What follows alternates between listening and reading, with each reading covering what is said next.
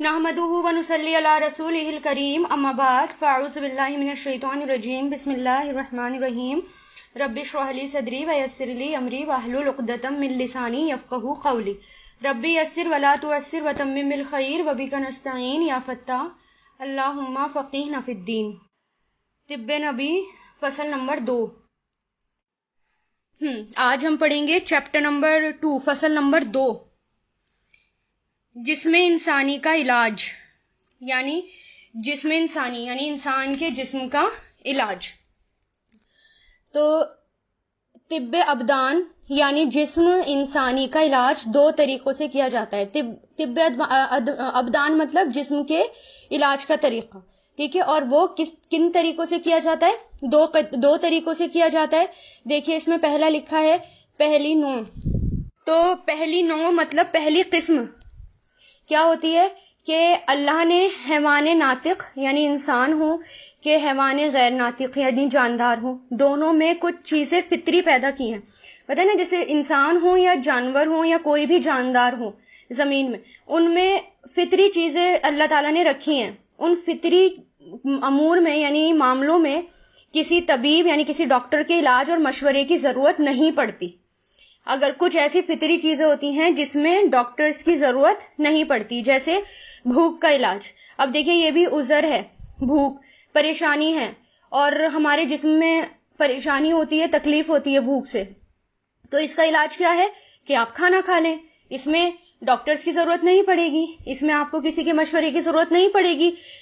या फिर प्यास लग रही है, आपको बहुत प्यास लग रही है, एक अजियत है, एक तरह की जिस्मानी अजियत है। अब इसको दूर करने के लिए आपको किसी भी डॉक्टर की जरूरत नहीं है, किसी के मशवरे की जरूरत नहीं है।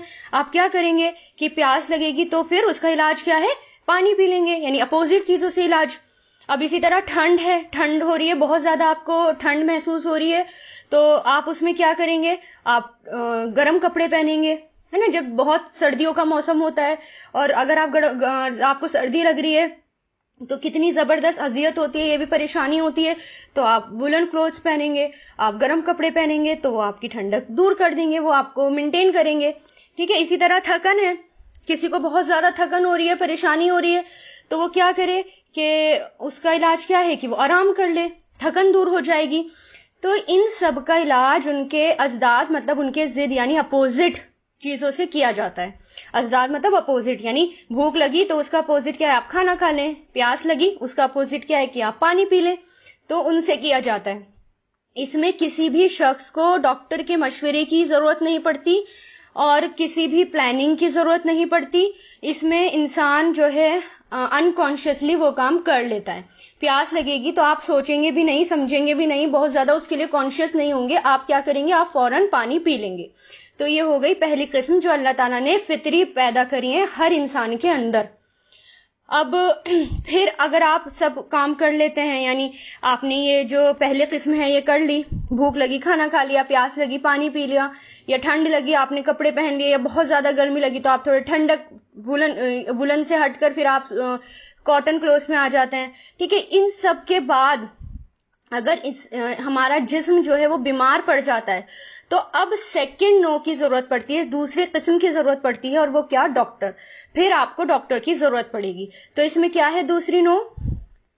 यानी जो गौर और फिक्र और सोच और समझ की मोहताज है, यानी जिसमें गौर और फिक्र की जरूरत पड़ती है, सोचना पड़ता है, समझना पड़ता है।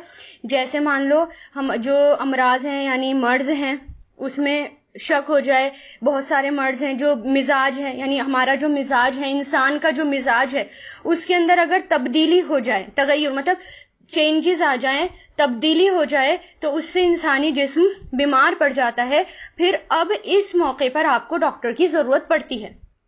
इंसान इससे एतदाल मिजाज पर बाकी नहीं रहता, यानी अपने रूटीन लाइफ पर जब इंसान नहीं रहता, अपने रूटीन से हटकर इंसान जब कहीं अपना रूटीन बदल देता है, चेंज कर देता है, कोई भी तब्दीली आ जाती है तो वो जिस्म पर बोझ डालती है और उससे जिस्म बीमार पड़ जाता है। अब आप कुछ नहीं कर सकते, अब आपको किसकी जरूरत पड़ेगी?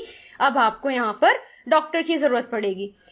जैसे मान लें लाइफ स्टाइल है, यानी सेकंड किस्म क्या है कि जिसका इलाज आप खुद नहीं कर सकते, अब डायग्नोज करने की जरूरत है उसको। अब ये कैसे होता है, लाइफस्टाइल चेंज होने की वजह से बीमारियां बढ़ती हैं। जैसे आपका रूटीन है, अब आपका और हमारी बॉडी है, हमारी बॉडी आप किस तरह से बनाई है अल्लाह ताला ने कि उसको रात को आराम करने की जरूरत है और दिन में जो है वो काम करे हमारी बॉडी, और फिर थोड़ा सा 5-10 मिनट का कैलूला कर ले, सुबह जल्दी उठने की आदत हो।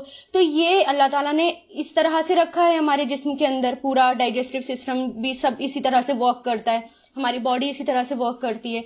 अगर हम इसमें बदलाव कर देते हैं, तब्दीली करते हैं, वहां से बीमारियां शुरू हो जाती हैं। फिर बीमारियां जब शुरुआत होती है बीमारी की, फिर वो बढ़ती चली जाती हैं, फिर वो जिस्म के साथ साथ दिमागी बीमारियां भी पैदा हो जाती हैं, जिसका जो आजकल बहुत ज्यादा है। मैं इसलिए इस पर ज्यादा जोर देती हूँ क्योंकि ये बीमारी आजकल बहुत ज्यादा है, हर घर में है इसमें। अब हमारा जो सबसे बेस्ट रूटीन होता है, वो बेस्ट रूटीन जो होता है हमारा, वो जो हम रमजान में जो हमारा अल्लाह ताला रूटीन रखते हैं, वो हमारा बेस्ट रूटीन होता है। अब ये देखिए कि हमारी बॉडी को अल्लाह ताला ने ऐसे बनाया है कि वो 11 से 3 बजे तक, रात को 11 बजे से सुबह 3 बजे तक स्लीपिंग कंडीशन में होती है। और अगर इसमें हम चाहे कुछ खाएं या बर्डन डालें या हम पढ़ें या रातों को हम जागें, तो इससे क्या होता है, हमारी बॉडी बीमार पड़ती है। ठीक है, फिर जिस्म में बीमारियां शुरू होती हैं और ये बीमारियां हमारे स्ट्रेस, डिप्रेशन और ये इन सब में पहुंच जाती है, क्योंकि आजकल हर घर में ये बीमारी है। इसलिए इसको मैं थोड़ा सा ज्यादा एक्सप्लेन करती हूँ। और आगे आने वाले टाइम में जिस तरह टाइम आ रहा है, हमारा लाइफस्टाइल चेंज हो रहा है, हमारा रूटीन चेंज हो रहा है, तो ये और भी ज्यादा बढ़ रही हैं और आगे बढ़ेंगी भी। जैसे जैसे फितनों के जमाने आ रहे हैं, हमारा कल्चर जो है वो बदल रहा है। और जो एक आप सल्लल्लाहु अलैहि वसल्लम ने हमें तरीके बताए थे, जब हम उन तरीकों को छोड़ देंगे, क्योंकि वो तरीके किसने बताए, आप सल्लल्लाहु अलैहि वसल्लम ने भी बताए, तो आपको किसने बताए वो तरीके, अल्लाह ताला ने बताए, और अल्लाह ताला ने ही हमें बनाया, इसलिए अल्लाह ताला को पता है कि बेस्ट तरीका क्या है। और फिर हम उन तरीकों को छोड़ रहे हैं, तो इसलिए बीमारियां अब पहले से ज्यादा ऐसी बीमारियां आ रही हैं, यानी ऐसी डायग्नोज हो रही हैं कि उनके पहले तो नाम तक नहीं पता थे लोगों को, लेकिन अब वो हर घर में वो बीमारियां हैं। कैंसर है या जो भी, या थायराइड है, आज तो ये बहुत कॉमन है, लेकिन आज से 10-15 साल पहले भी वो किसी को होता था और बहुत कम लोगों को इसका नाम भी पता होता था। तो ये सब क्यों हो रहा है, हमारे लाइफस्टाइल में चेंज जो हो रहा है, हम जो सुन्नतों को छोड़ते जा रहे हैं, इससे क्या हो रहा है, हम खुद भी अपने सुन्नतों को छोड़ रहे हैं, हम खुद अप्लाई नहीं कर रहे, हमारे बच्चे भी नहीं अप्लाई कर पाएंगे। नतीजा ये हो रहा है, उम्र भी कम हो रही है, बीमारियां भी बढ़ रही हैं। फिर उसके साथ जब हमारा जिस्म जल्दी बूढ़ा होने लगता है, तो फिर स्ट्रेस भी होता है, फिर टेंशन भी होती है और फिर डिप्रेशन भी होता है। तो हमें अपना लाइफस्टाइल प्रॉपर करना है, और सबसे बेहतरीन रूटीन जो है वो रमजान में जो अल्लाह ताला हमें 1 महीने की प्रैक्टिस करवाते हैं। आप ये देखिए, 3 बजे से पहले कोई भी सहरी का टाइम नहीं होता कहीं भी। 3 बजे से पहले 3 बजे के बाद ही सहरी का टाइम होता है, क्योंकि उसके बाद हम खा सकते हैं, हमारी बॉडी अब जो है वर्क करने की हालत में होती है। लेकिन 11 और अब आप ये भी देखिए कि 7:30 बजे 7:30 से थोड़ा बाद मैक्सिमम टाइम है जो हमारा मगरिब का है। ठीक है, उस टाइम तक आपको जितना खाना है आप खा लें। उसके बाद आप ये कोशिश करें, अपने लाइफस्टाइल में चेंज लाएं कि इसके बाद यानी मगरिब के बाद हमें नहीं खाना, कोशिश करनी है कि हम ना खाएं। ठीक है, या मैक्सिमम 8 बजे तक, इससे ज्यादा आप अपने टाइम को चेंज ना करें। अब इसमें क्या हो रहा है कि हम रात को देर से सोते हैं, कहीं ना कहीं ये इसलिए होता है कि हम रात को देर से सो रहे हैं, बहुत देर तक हम सोते हैं, फिर सुबह को 10-11 बजे तक उठते हैं। हर घर में अमूमन ऐसा होता है, कुछ कुछ घरों को छोड़ के, कि 10-11 बजे तक उठते हैं बच्चे भी, और बच्चे ज्यादातर कि रात को पढ़े थे, और पेरेंट्स के पास ये होता है कि रात को पढ़े थे इसलिए वो देर तक उठे हैं। फिर नाश्ता भी उनका किस टाइम होगा, 11:30 तक, और फिर खाना दोपहर का 4 बज जाएंगे उसमें। फिर डिनर जो होगा, अभी तो जो है स्नैक्स का टाइम भी है, शाम को चाय का टाइम भी होता है। फिर उसके बाद जो डिनर होगा वो हमारा 11 या 12 बजे तक, कुछ बच्चे उसके बाद भी डिनर करते हैं।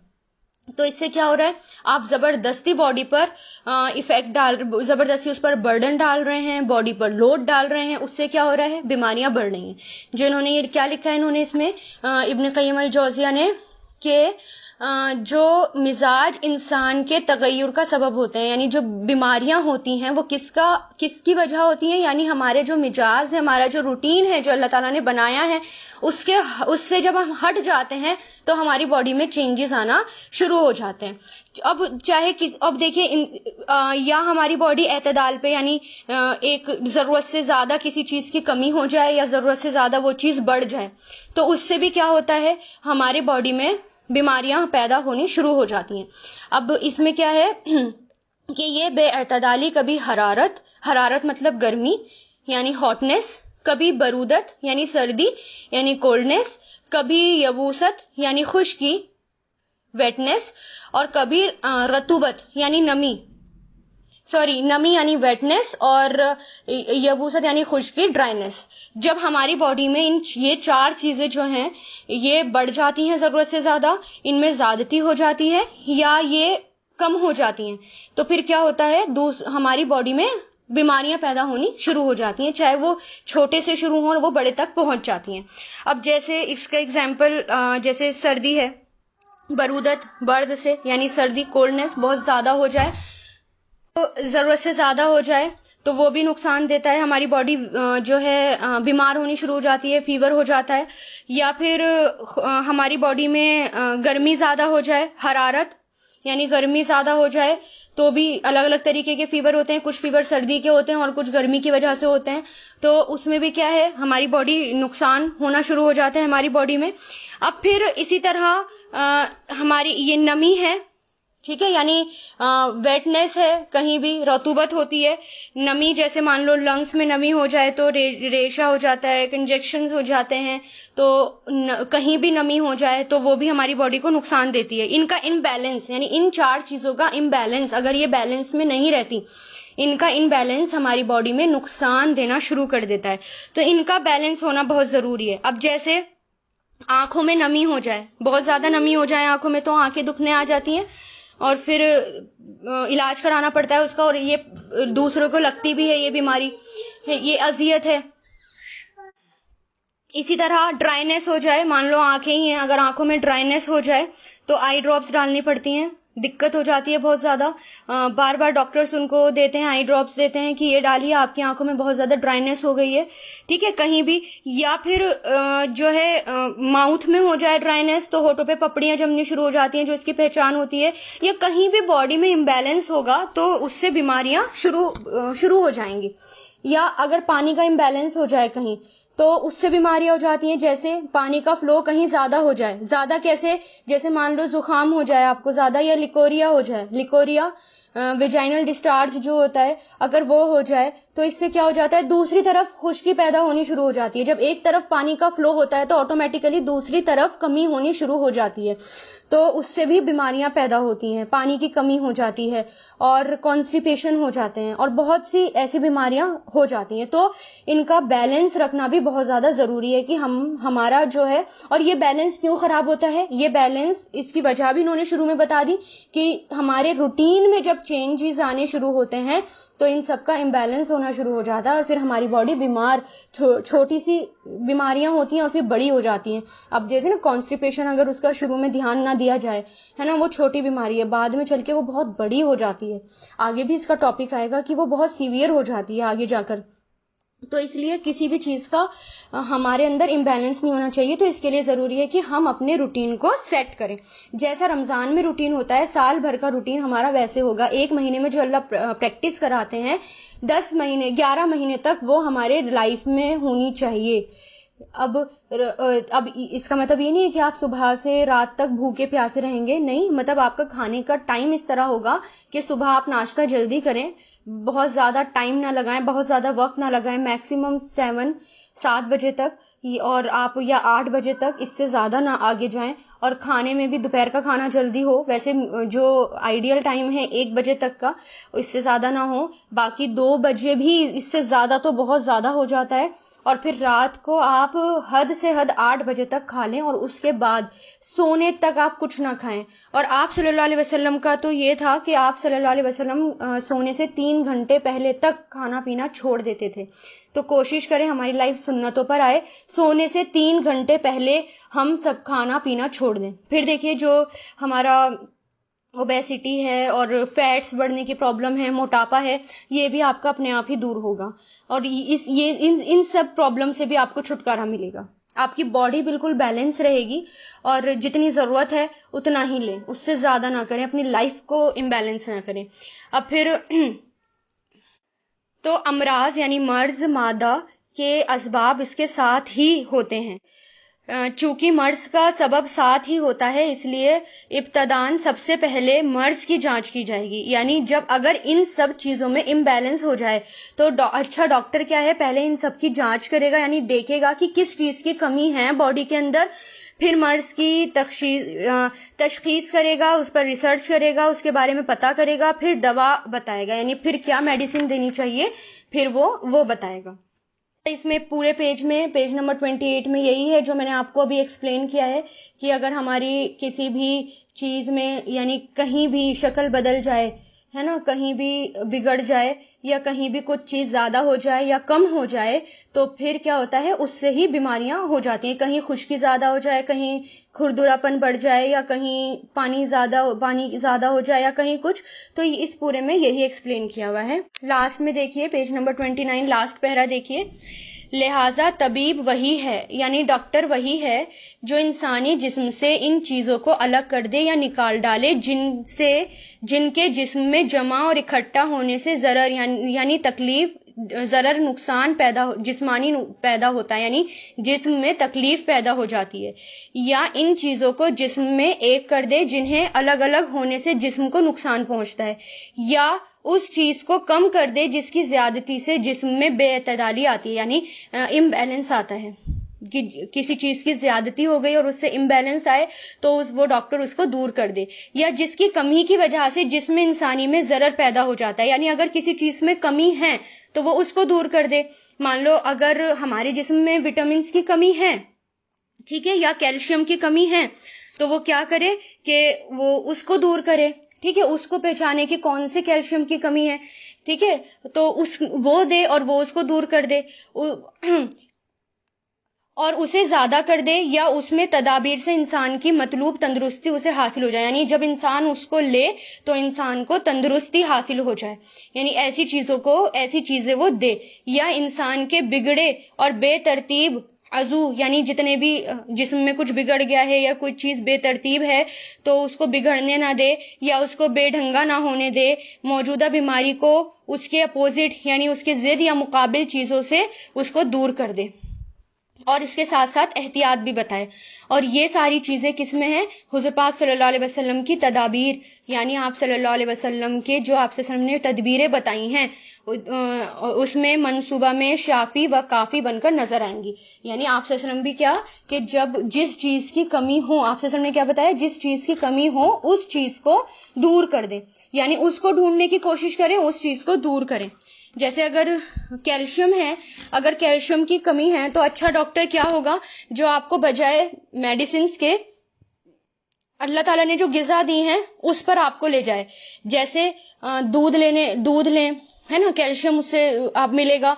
और सबसे अच्छी बात यह कि जो लोग रेगुलर दूध लेते हैं, दूध लेने से बॉडी में यानी बॉडी में फ्रैक्चर नहीं होता। अगर फ्रैक्चर हो भी जाता है बड़े होने तक भी, अगर बॉडी में फ्रैक्चर हो भी जाता है तो वो हील जल्दी हो जाता है। और फिर माएँ और लेडीज, अगर कोई लेडीज किसी को आदत नहीं है दूध पीने की, लेकिन अगर उसे पता चल जाए कि दूध के अंदर कितनी ज्यादा शिफा है और कितना कुछ है जो अल्लाह ताला की तरफ से, ये कितनी बेहतरीन ग़िज़ा है, अगर पता चल जाए तो आप रोज दूध लेना शुरू करें। और उससे क्या होता है कि जो औरत जल्दी बूढ़ी हो जाती हैं और उनकी हड्डियां बोसीदा होने लगती हैं, खोखली होने लगती हैं, तो जिसकी आदत होती है रेगुलर बचपन से दूध लेने की, तो वो जब बच्चे पैदा करने के बाद देखिए हर चीज की कमी होती है और बॉडी को बहुत चीजें चाहिए होती हैं। लेकिन अगर जो अपना शुरू में ही ख्याल रखेगा, अपने खाने पीने का ख्याल रखेगा, अपने रूटीन का ख्याल रखेगा, तो जल्दी भी बूढ़ा नहीं होगा, हड्डियां जल्दी बोसीदा नहीं होंगी, उम्र के लंबे टाइम तक आप काम कर पाएंगे। तो बहुत सारी चीजें ऐसी होती हैं जो बहुत ज्यादा फायदेमंद हैं, तो उस पर भी हमें ध्यान देना है। तो नेचुरल चीज, अच्छा डॉक्टर है कि वो नेचुरल चीजों पर लाए बजाय मेडिसिन के। मेडिसिन वहां दे जहां जरूरत पड़े, वरना जहां तक पॉसिबल हो वो ग़िज़ाओं पर ही रहे। फसल नंबर 3, इसमें देखिए सबसे फसल नंबर 3 काफी इंपॉर्टेंट है। ये भी हुजूर पाक सल्लल्लाहु अलैहि वसल्लम की सुन्नत ये थी कि आप सल्लल्लाहु अलैहि वसल्लम खुद अपना इलाज करते और दूसरों को भी इलाज की हिदायत फरमाते। यानी ये क्यों लिखा है इन्होंने शुरू में कि अगर कोई ये कहे कि नहीं आप सल्लल्लाहु अलैहि वसल्लम कभी बीमार नहीं पड़ते थे, या आप सल्लल्लाहु अलैहि वसल्लम ने जो है दवाइयां खाने के लिए मना किया है या इलाज कराने के लिए मना किया है, तो ये बिल्कुल गलत है। आप सल्लल्लाहु अलैहि वसल्लम खुद भी इलाज करते अपना और दूसरों को भी कहते कि इलाज करवाओ या इलाज करो, और खुद भी इलाज करवाते। तो मुतल्लकीन यानी उनसे उनके खानदान के लोग और सहाबा कराम, उनको आप सल्लल्लाहु अलैहि वसल्लम ने इलाज करने की हिदायत की। लेकिन आप सल्लल्लाहु अलैहि वसल्लम ने या आपके सहाबाओं ने इस सिलसिले में कभी भी बाकायदा क़राबत दीन से यानी मुरक्कब दवाओं से यानी कंपाउंड मेडिसिन का इस्तेमाल नहीं किया। पॉइंट टू बी नोटेड, यानी आप सल्लल्लाहु अलैहि वसल्लम ने कभी भी कंपाउंड मेडिसिन यानी मुरक्कब दवाओं का इस्तेमाल नहीं किया, बल्कि आप सल्लल्लाहु अलैहि वसल्लम और आप सल्लल्लाहु अलैहि वसल्लम के जितने भी सहाबा थे या जितने भी आसपास के थे, उन्होंने सिंगल रेमेडी ट्रीटमेंट से ये कराया, ये वाला ट्रीटमेंट यानी मुफरत दवाओं से इलाज करवाया। अब मुफरत क्या होती है? सिंगल मेडिसिन यानी सिंगल रेमेडी ट्रीटमेंट हमें करवाना है, सुन्नत ये है, और कंपाउंड मेडिसिन पर नहीं जाना। अब ये होता क्या है, देखिए कंपाउंड मेडिसिन क्या होती हैं, जैसे कुछ जो 4 या 5 दवाएं मिलाकर या 7 या 8 दवाएं मिलाकर एक दवा बना दी जाती है, एक मेडिसिन तैयार कर दी जाती है, ठीक है। तो उसमें क्या होता है, इन सब का मिक्सचर जो होता है वो क्या कहलाता है? Compound medicine. यानी बहुत सारी इसके अंदर मिक्सचर, बहुत सारी चीजें मिक्स हो गई हैं उसके अंदर, चाहे वो कफ सिरप हो, चाहे वो विटामिन हो। जैसे विटामिन भी हैं, तो अगर मल्टीविटामिन है तो ए टू जी तक उसमें यानी Z तक सारे उसमें मौजूद होंगे। तो इससे आप सल्लल्लाहु अलैहि वसल्लम ने मना किया। हम कहते हैं ना मल्टीविटामिन लो, ये बहुत ज्यादा फायदेमंद है। क्यों, कैसे फायदेमंद हो सकते हैं? मान लो अगर मेरी बॉडी को कैल्शियम की जरूरत है और बाकी और किसी की मेरी बॉडी को जरूरत नहीं होगी, तो क्या वो मेरी बॉडी को फायदा देंगी? जरूरत से ज्यादा, अभी आपने पिछले चैप्टर में क्या पढ़ा कि जरूरत से ज्यादा कोई भी चीज हो वो हमारी बॉडी को नुकसान देती है। कहीं भी किसी भी चीज का इम्बैलेंस हो जाए, कोई भी चीज ज्यादा हो जाए, फालतू हो जाए, तो वो हमारी बॉडी को नुकसान देती है। अब मुरक्कब दवाएं जो होती हैं वो ऐसे ही होती हैं, यानी एक मर्ज तो ठीक कर देती हैं, उसके अलावा बहुत सारी जो बीमारियां होती हैं वो भी साथ में पैदा हो जाती हैं। तो जहां तक पॉसिबल हो ऐसे डॉक्टर की तलाश करें कि वो सिंगल रेमेडी ट्रीटमेंट करे, यानी एक ही सिंगल दवाई दे, आपको बहुत सारी दवाइयां ना दे, ठीक है ना, या कंपाउंड मेडिसिन ना दे आपको। तो अब जैसे मान लो हो सकता है कि आपको सिर्फ आयरन डेफिशिएंसी हो या फिर कैल्शियम डेफिशिएंसी हो, तो फिर उसमें आप क्या करेंगे?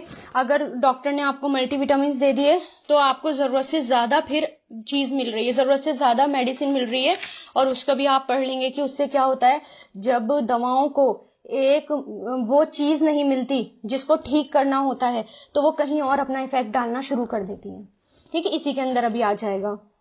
या हो सकता है जिंक की कमी हो, तो इसमें क्या है, बेस्ट तरीका क्या है? अगर आयरन की कमी है या जिंक की कमी है तो वो आपको सबसे पहले गिजा बताए, बजाय मेडिसिन के अच्छा डॉक्टर क्या है आपको गिजा बताए, क्योंकि अल्लाह ताला ने हर गिजा में शिफा रखी है और अलग अलग बीमारियों की अलग अलग गिजाएं मौजूद हैं जो अल्लाह ताला ने दी है इंसान की जरूरत के हिसाब से। जैसे जिंक की कमी है तो इंजीर से भी वो कमी पूरी हो सकती है, या कैल्शियम की कमी है तो वो कैल्शियम वाली चीजें खाएं, एग लें, मिल्क लें, फिश लें, इस तरह की चीजें वो आपको बताएं, ठीक है। तो 2 या 3 कॉम्बिनेशन जो है, 2 तक तो चलते हैं ज्यादा से ज्यादा, लेकिन ज्यादा कॉम्बिनेशन नहीं चलते, ठीक है। किसी भी मामले में, चाहे आप खाने पीने में लें या आप मेडिसिन में लें, आपके कॉम्बिनेशन जो हैं वो बहुत सारे नहीं होने चाहिए। अब आप ये देखिए, जब आप सल्लल्लाहु अलैहि वसल्लम का तरीका देखेंगे ना, कि आप सल्लल्लाहु अलैहि वसल्लम का तरीका क्या था, कि आप सल्लल्लाहु अलैहि वसल्लम ने अपनी रेगुलर रूटीन में भी, यानी अपने लाइफ में भी सिर्फ 2 या 3 कॉम्बिनेशन ही बनाए हैं। इससे ज्यादा कॉम्बिनेशन आप सल्लल्लाहु अलैहि वसल्लम नहीं बनाते थे, और बहुत बेहतरीन कॉम्बिनेशन आप सल्लल्लाहु अलैहि वसल्लम बनाते थे। यानी खाने पीने का भी कॉम्बिनेशन बहुत अच्छा बनाया करते थे आप सल्लल्लाहु अलैहि वसल्लम। जैसे एक एग्जांपल देखिए, जैसे खजूर है, आप सल्लल्लाहु अलैहि वसल्लम खजूर खाते तो कभी खजूर के साथ तरबूज खा लेते, या कभी खजूर के साथ खीरा खा लेते। तो जब आप सल्लल्लाहु अलैहि वसल्लम से पूछा, तो आप सल्लल्लाहु अलैहि वसल्लम ने क्या बताया, कि एक की गर्मी दूसरे की सर्दी को मार देती है, और एक की सर्दी दूसरे की गर्मी को, यानी दोनों बैलेंस हो जाते हैं। तो आप सल्लल्लाहु अलैहि वसल्लम जो है बहुत अच्छे कॉम्बिनेशन बनाया करते थे। अब इसी तरह हम क्या करते हैं, हम रमज़ान होते हैं, हम कि बहुत फ्रूट चाट हमें बहुत ज़्यादा फ़ायदा देगी, तो नतीजा क्या होता है कि हम बहुत सारे फ्रूट चाट में फ्रूट्स मिक्स कर लेते हैं। अब जैसे हम कहते हैं कि हम बहुत सारे फ्रूट्स, यानी 2 या 3 कॉम्बिनेशन तो सही होते हैं, लेकिन जब हम बहुत सारे फ्रूट मिक्स कर देते हैं तो वो हमें फिर फायदे की बजाय नुकसान देने शुरू कर देते हैं। तो इसलिए जब आप फ्रूट चाट बनाएं तो उसमें 2 या 3, इससे ज्यादा नहीं। और कॉम्बिनेशन का ध्यान रखें, जो भी खाना खाएं, कुछ भी खाएं, तो उसमें कॉम्बिनेशन का ध्यान रखें कि हम कॉम्बिनेशन क्या बना रहे हैं, क्योंकि वो हमारी बॉडी पर बहुत ज्यादा इफेक्ट डालता है कॉम्बिनेशन। उसी से फिर कुछ बादी चीजें हो जाती हैं जो हमें नुकसान दे देती हैं। इसी तरह खाना जब हम बनाते हैं, अगर हम मिक्स वेज बनाते हैं तो वो भी मिक्स वेज बहुत सारी चीजें हम उसमें ऐड कर दें तो वो हमें फायदा नहीं देती, वो नुकसान देती हैं, क्योंकि बॉडी को जब जिसकी जरूरत है वो उतना ही मिलना चाहिए, उससे ज्यादा नहीं मिलना चाहिए। तो आप 2 चीजों का और ज्यादा से ज्यादा 3 चीजों का कॉम्बिनेशन आप कर सकते हैं, इससे ज्यादा बहुत सारी चीजों का कॉम्बिनेशन ना करें, ठीक है। तो मुफरदात मतलब सिंगल पर आए आप, चाहे सिंगल मेडिसिन हो या सिंगल डिश। जैसे एक बार में एक दस्तरखान पे हम इतना कुछ सजा देते हैं। देखिए ये जो है गैर मुस्लिम तरीका है कि हम जो है चावल भी रखेंगे, हम दाल भी रखेंगे, हम सब्जियां भी रखेंगे, हम पापड़ भी रखेंगे, फिर साथ में स्वीट डिश भी हम रखेंगे, फिर सैलेड भी रखेंगे, और इस तरह हम सजा कर पूरा फिर खाएंगे। तो ये तरीका सुन्नत से साबित नहीं है। आप सल्लल्लाहु अलैहि वसल्लम एक बार में एक ही चीज खाया करते थे, बहुत सारी चीजें नहीं खाया करते थे। तो अपने रेगुलर रूटीन में ये चीजें लाएं कि आपके दस्तरखान पे एक बार में एक ही चीज हो, बहुत सारी चीजें ना हो, अगर बीमारियों से भी इसमें बचना है तो। अब उसमें देखिए आप सल्लल्लाहु अलैहि वसल्लम क्या करते थे कि अगर आपके पास सिरका होता तो आप सल्लल्लाहु अलैहि वसल्लम सिर्फ सिरके से ही रोटी खा लेते, और अगर जैतून होता तो सिर्फ जैतून से ही खा लेते, और अगर कुछ नहीं होता तो पानी से भी खा लेते थे। यानी अगर रोटी भी नहीं मिलती थी तो सिर्फ खजूर ही ले लेते थे। कभी भी बहुत सारी चीजें भी मिक्स करके आप सल्लल्लाहु अलैहि वसल्लम ने नहीं खाई। हमें भी क्या करना है, हमें भी एक सिंगल पर आना है, हमें भी बहुत सारी चीजों पर नहीं रहना, ठीक है। हमारे रेगुलर रूटीन में चलिए कहीं शादी है या पार्टी में वगैरह में गए हैं, कभी कभार आपने 2-3 डिश या कुछ डिशेस चख ली, वो एक अलग है, लेकिन अगर आप रेगुलर यही कर रहे हैं तो फिर वो आपको नुकसान ही देंगे। तो हमें क्या करना है, सुन्नत पर आना है। तो फिर इससे क्या हुआ कि जब इतनी सारी मेडिसिन, यानी इतना सारा जो मिक्स हो जाता है, तो उससे क्या होता है, जिस चीज की जरूरत होती है वो तो ठीक हो जाता है, लेकिन वो जब दवाई को यानी मेडिसिन को ठीक करने के लिए वो मर्ज नहीं मिलता, तो फिर वो बॉडी के किसी और पार्ट पर इफेक्ट डालना शुरू कर देती है। इसलिए कंपाउंड मेडिसिन को अवॉइड करें और सिंगल मेडिसिन पर आए, ठीक है। इसमें फिर ये भी याद रखें कि जैसे आप अगर कोई ग़िज़ा लेते हैं, या चलिए मेडिसिन भी अगर आप एक लेंगे, तो फिर जो बीमारी है उसके हिसाब से डॉक्टर ने दे दी और वो वहां जाके लग गई, तो वो बहुत जल्दी आपको शिफा देगी। और फिर चाहे ग़िज़ा हो, अगर आप कोई ग़िज़ा ले रहे हैं, कोई खाने पीने की चीज ले रहे हैं, अगर वो उस बीमारी के लिए आप ले रहे हैं तो वो भी आपको बहुत जल्दी फायदा पहुंचाएगी, ठीक है। तो इसका भी हमें, और अगर हम बहुत सारी चीजें खा लेते हैं, खट्टी खा लेते हैं, बहुत ज्यादा पेट भर के खा लेते हैं, तो फिर क्या होता है, हमारा जिस्म बीमार होना शुरू हो जाता है, फिर हम फिर नकारा होना शुरू हो जाते हैं, फिर हमसे कुछ काम नहीं बनता, ठीक है। अब इसमें देखिए ये है, इसमें है कि इत्तिबा का मुतफक्का फॉर्मूला, यानी एक सब डॉक्टर्स की एक ही राय ये है कि जब तक, और खुद आप सल्लल्लाहु भी यही बताते थे कि जब तक इलाज ग़िज़ा के जरिए मुमकिन हो, यानी ग़िज़ा के जरिए, यानी जो खाने पीने की चीजें अल्लाह ताला ने रख दी, जब तक इलाज उनके जरिए मुमकिन हो तो दूसरी तरफ रुख ना किया जाए। ऐसी सूरत में दवा को नज़रअंदाज ही कर देना बेहतर है। यानी जब तक हमारा काम ग़िज़ाओं से चल रहा है तो उसी पर रहा जाए, और अगर हमारी बीमारी नहीं ठीक हो रही है तो फिर उस वक्त आप फिर किस पर जाएं, मेडिसिन पर जाएं, और फिर वो भी कौन सी, मुफरदात यानी सिंगल रेमेडी ट्रीटमेंट कराएं। फिर आप कंपाउंड मेडिसिन से परहेज करें। ये देखिए लास्ट में कि ये भी हिदायत है कि आप ज़र से लिखनी चाहिए कि तबीब को दवा खिलाने पिलाने में बहुत ज़्यादा एहतियात करनी चाहिए, इसलिए कि अगर दवा यानी मेडिसिन बदन में वो अज्जा यानी वो बीमारी नहीं पाती जिन्हें तहलील कर सके, यानी जिन्हें ठीक करना हो, तो खुद बदन की काहिश में लग जाती है या उसे किसी ऐसी बीमारी से साबका होता है जिसका यानी एक नई बीमारी में उसको डाल देती है। यानी जहां ज़रूरत नहीं होती वहां वो मेडिसिन इफेक्ट डालना शुरू कर देती है। तो इसलिए जहां तक मुमकिन हो सिंगल रेमेडी ट्रीटमेंट ही कराएं और कोशिश करें और ढूंढें, इंशाल्लाह ऐसे डॉक्टर मिलते भी हैं।